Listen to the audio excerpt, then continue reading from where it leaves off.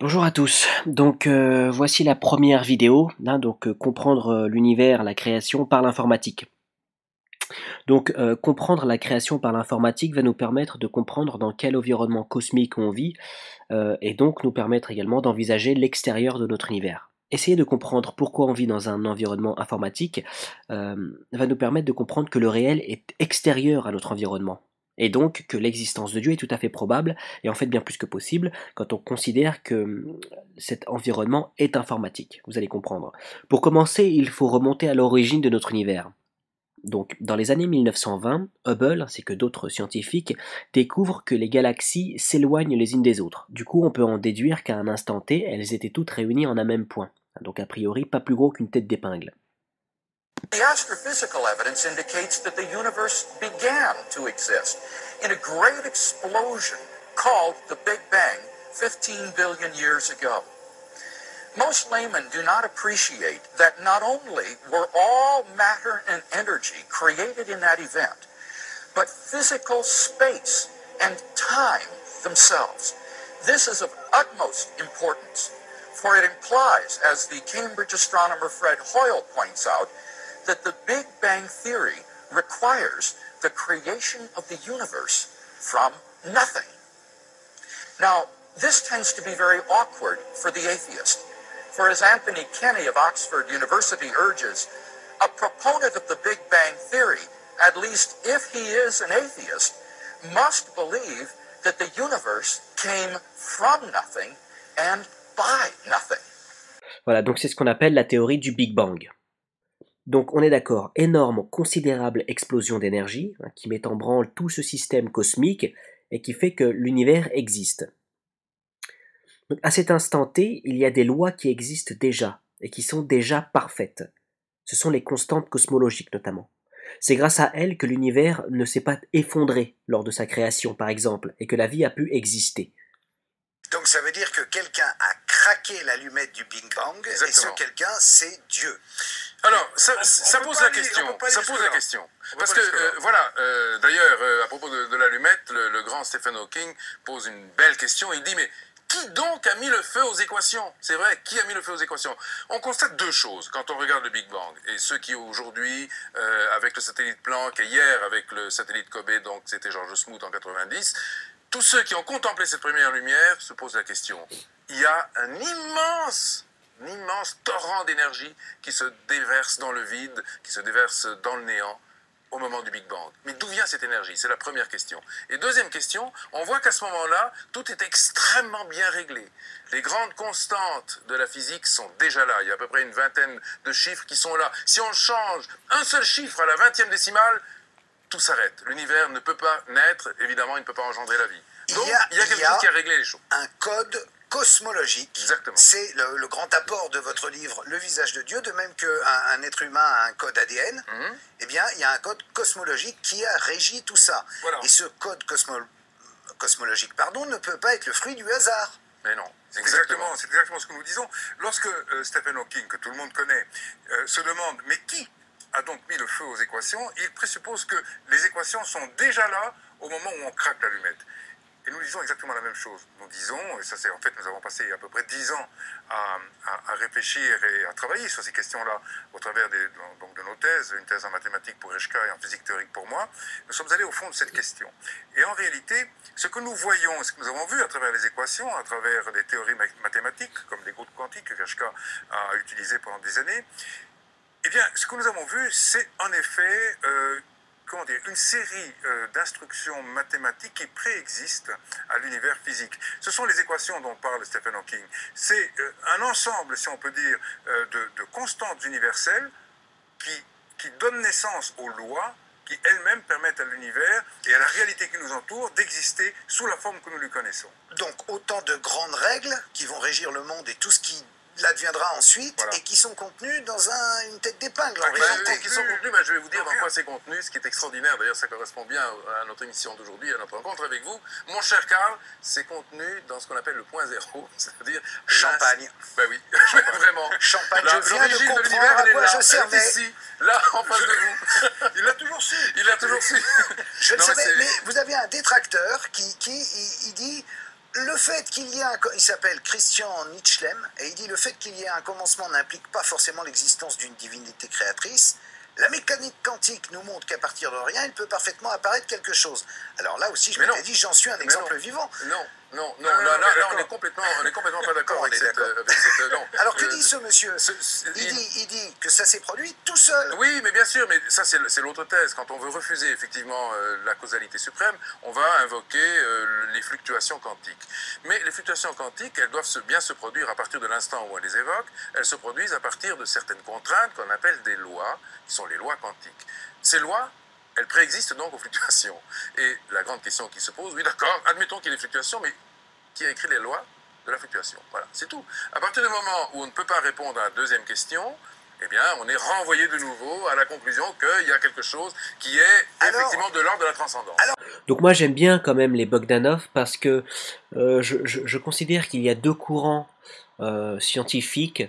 Le premier courant scientifique qui est le plus puissant, on va dire, c'est un courant qui tend à prouver qu'il a raison, hein, et que les théories qu'il arrange sont les bonnes, et donc il va tout mettre en œuvre pour prouver que la théorie officielle est la bonne. Et puis il y a l'autre courant scientifique, celui que moi j'apprécie, c'est celui qui va chercher la vérité, peu importe où elle l'emmène, et en l'occurrence les Bogdanov sont des chercheurs de vérité, il me semble.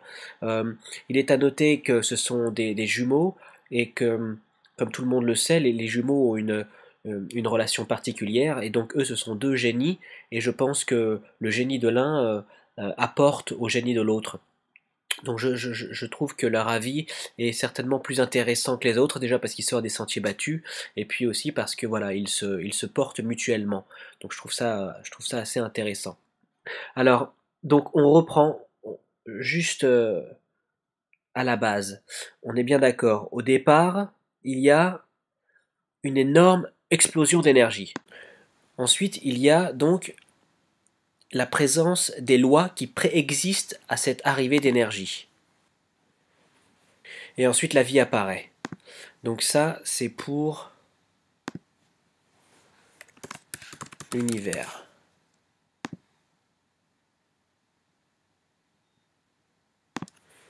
Et ce qui est intéressant, c'est que comment ça fonctionne pour l'informatique?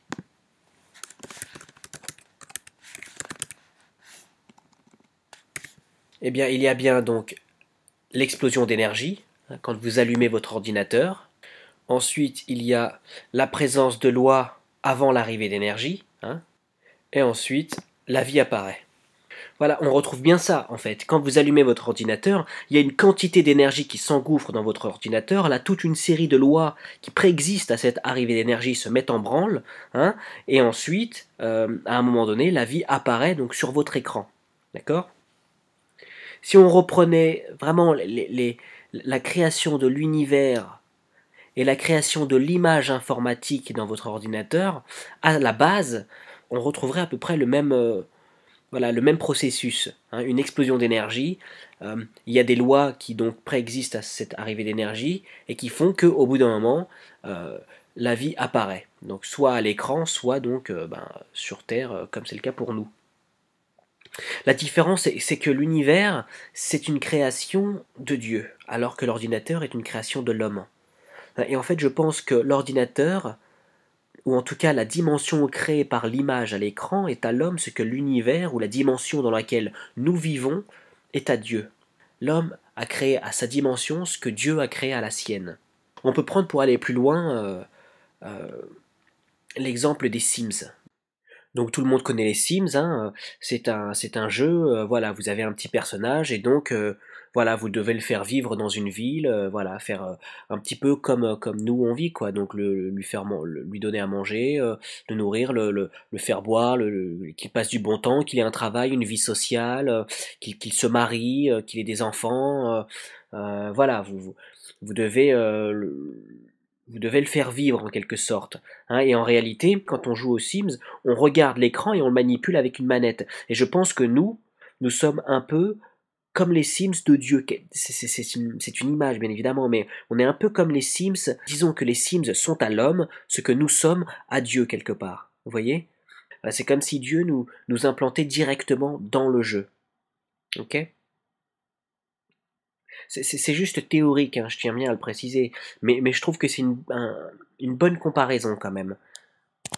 Voilà, donc ça, ajouté au fait que notre univers est un ensemble de 1 et de 0, hein, donc on peut tout ramener à des 1 et des 0, ça c'est connu, la science l'a prouvé, quoi. Nous vivons dans un environnement mathématique, euh, donc informatique, puisque l'informatique c'est des mathématiques finalement. Donc on peut se poser la question du coup de qu'est-ce que la réalité?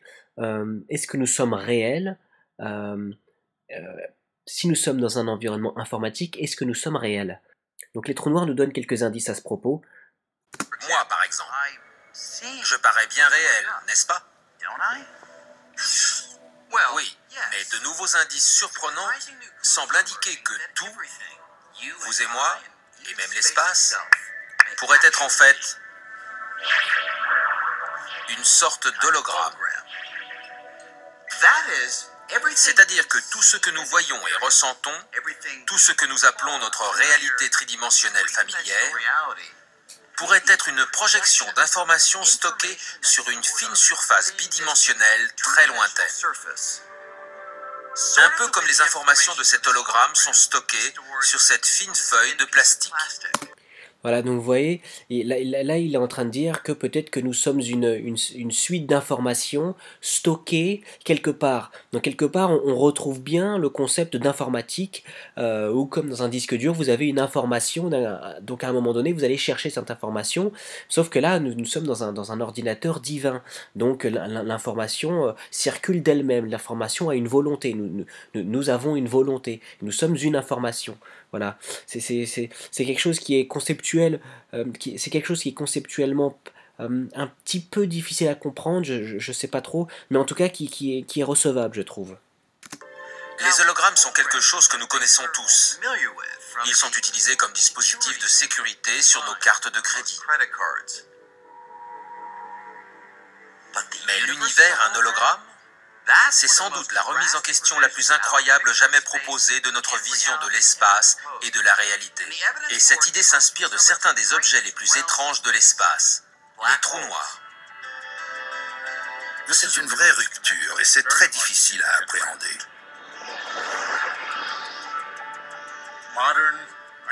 Les données livrées par les trous noirs indiquent que la réalité est bidimensionnelle, que le monde tridimensionnel est une sorte d'image d'un hologramme situé à la frontière de l'espace. C'est très étrange. Plus jeune, j'aurais pensé que seul un fou pouvait émettre pareille idée.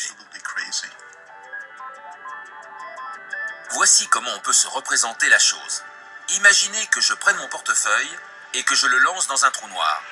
Que se passerait-il? Avant, on pensait que puisque rien, même la lumière, ne peut échapper à la gravité d'un trou noir, mon portefeuille serait perdu à jamais. Mais il semble à présent que c'est peut-être plus compliqué que ça. Récemment, en étudiant les équations mathématiques qui décrivent les trous noirs, on a fait une curieuse découverte. Lorsque mon portefeuille disparaît dans le trou noir, il semble qu'une copie de toutes les informations qu'il contient soit étalée et stockée à la surface du trou noir, un peu comme les données enregistrées dans un ordinateur. Ainsi, au final, mon portefeuille existe en deux endroits. Il y a une version tridimensionnelle qui est perdue à jamais à l'intérieur du trou noir, et une version bidimensionnelle qui reste à la surface sous forme d'information. Le contenu informationnel, tout ce qui est tombé dans le trou noir, peut être intégralement exprimé sur la surface extérieure du trou noir. L'idée est donc qu'on peut savoir ce qui se passe à l'intérieur, rien qu'en se référant à l'extérieur. En théorie, je pourrais utiliser les informations qui sont à l'extérieur du trou noir pour reconstituer mon portefeuille. Mais voilà où ça devient vraiment fascinant. L'espace à l'intérieur d'un trou noir obéit aux mêmes règles que l'espace à l'extérieur d'un trou noir ou partout ailleurs. Donc, si on peut décrire un objet situé à l'intérieur d'un trou noir grâce aux informations stockées à la surface, il se pourrait que tout dans l'univers, les galaxies, les étoiles, vous et moi, et même l'espace, ne soit qu'une projection des informations stockées sur une lointaine surface bidimensionnelle qui nous entoure. Autrement dit, ce que nous prenons pour la réalité pourrait être une sorte d'hologramme. Le monde tridimensionnel est-il une illusion? De la même façon qu'un hologramme est une illusion? Peut-être. Je suis enclin à penser que oui, que le monde tridimensionnel est une sorte d'illusion et que la vraie réalité est la réalité bidimensionnelle à la surface de l'univers. Voilà, donc le problème c'est que eux ils cherchent une vérité en dehors de Dieu. Même s'ils voyaient la photo d'identité à la surface d'un trou noir avec la mention « Je suis Dieu », ils trouveraient une explication extérieure à Dieu. C'est un petit peu ça le problème. Et c'est précisément l'erreur de la science moderne, c'est qu'elle veut absolument prouver la non-existence de Dieu. Moi je prédis que le jour où la science cherchera à prouver l'inverse, l'existence de Dieu, elle fera un bond géant en avant. Ce sera considérable. Enfin bref, en ce qui concerne les trous noirs, je pense qu'ils se trompent parce que, pour reprendre l'exemple du portefeuille, pour qu'il soit étalé à la surface du trou noir, il faut qu'il soit jeté dans le trou noir, n'est-ce pas? Donc pour que notre univers existe dans sa forme actuelle, il faudrait qu'il ait été jeté dans un trou noir. Je pense que c'est faux, mais d'une manière ou d'une autre, on en reviendrait toujours à Dieu en se demandant qui a jeté notre univers dans un trou noir. Le mec parle du monde 2D à l'extérieur de l'univers, donc la surface du trou noir. Je pense que l'extérieur de l'univers, c'est précisément le monde de Dieu, la vraie réalité, la réalité non virtuelle. Au-delà de ça, ça voudrait dire que, si sa théorie est exacte, ça voudrait dire que donc tout notre univers n'est qu'un trou noir, en fait, dans un univers qui serait considérablement beaucoup plus grand. Et en fait, c'est une impasse, parce que ça voudrait dire que cet univers serait également l'image 2D stockée à la surface d'un trou noir, et donc ensuite sa modélisation 3D à l'intérieur, et donc que celui-là est aussi un monde 2D à la surface d'un trou noir et sa modélisation 3D à l'intérieur. Je sais pas si vous me suivez. Ça veut dire qu'on serait un trou noir d'un trou noir d'un trou noir d'un trou noir d'un trou noir d'un trou noir. En fait, ça n'a pas de fin. Si vous voulez, c'est un petit peu comme la cause. Qu'est-ce qui a causé l'univers? Ok, c'est Dieu, et donc qu'est-ce qui a causé Dieu? Ce qui a causé Dieu, déjà si quelque chose a causé Dieu, ce n'est plus Dieu. Puisque ce qui a causé Dieu, c'est Dieu. Mais encore, on peut se poser la question, qu'est-ce qui a causé ce qui a causé Dieu? Bah, ce serait le vrai Dieu, donc. Et en fait, qu'est-ce qui a causé ce qui a causé ce qui a causé Dieu? Et donc, on va remonter comme ça jusqu'à la fin. Je pense que ça, c'est une impasse idéologique et scientifique. Voilà. En tout cas, ce qui existe en dehors existe bien plus que nous existons, que ce soit sur le plan philosophique ou concret. Ce qui existe en dehors de notre univers, là, il l'a dit, ce qui est vrai, c'est peut-être la surface 2D, à la surface de notre univers, c'est l'information 2D. Mais je pense que ça, c'est une explication scientifique erronée, et que ce qui existe, c'est ce qui existe en dehors de notre univers. En fait, on n'est pas loin de dire la même chose, sauf que eux, ils ne veulent pas entendre, ils ne veulent pas accepter l'éventualité qu'il y ait un Dieu. Et c'est là où ils se trompent, et c'est là où je pense que la science se trompe. Donc sinon, là, je vais vous donner juste une théorie personnelle sur les trous noirs. J'ai aucune preuve, c'est plus une intuition qui résulte de mes recherches et de ma compréhension du sujet. Je pense qu'un trou noir, c'est une anomalie voulue par Dieu, qui vient équilibrer l'univers en aspirant des étoiles pour éviter qu'il ne s'effondre avant le terme décidé par Dieu. Je pense que tout est équilibre dans notre univers. Dans notre monde, tout est équilibre. Sur notre planète, tout n'est qu'équilibre. Et je pense que dans l'univers, tout n'est qu'équilibre. Et donc, les trous noirs viennent soit réparer les tissus vibratoires de l'univers, soit voilà, ils viennent réparer l'équilibre, faire en sorte que l'univers reste équilibré. Voilà, je pense que le jour où on comprendra vraiment les trous noirs, on aura une preuve plus qu'évidente de l'existence d'un créateur conscient, et je tiens bien à appuyer le terme conscient. Je pense que le trou noir, quand on l'aura compris, quand on l'aura vraiment bien analysé, d'une manière honnête, on aura la preuve qu'il y a un être conscient derrière cet univers. Ça, c'est juste voilà, une idée personnelle. Bref, en tout cas, pour terminer sur le sujet de notre univers, si nous vivons dans un environnement informatique, alors ce qui est extérieur à notre univers existe plus que nous. Ok ? Et c'est d'ailleurs pour ça que dans les textes, Dieu s'appelle lui-même le vivant. pour ceux qui ont lu le Coran, Dieu s'appelle le vivant. Et vous allez voir, vous qui connaissez un petit peu le Coran, là où il dit ça, peut-être que vous savez, ça vous est déjà venu, c'est incroyable. C'est incroyable. Il le dit dans Ayat al-Kursi. Voilà, je vous les laisse écouter et lire.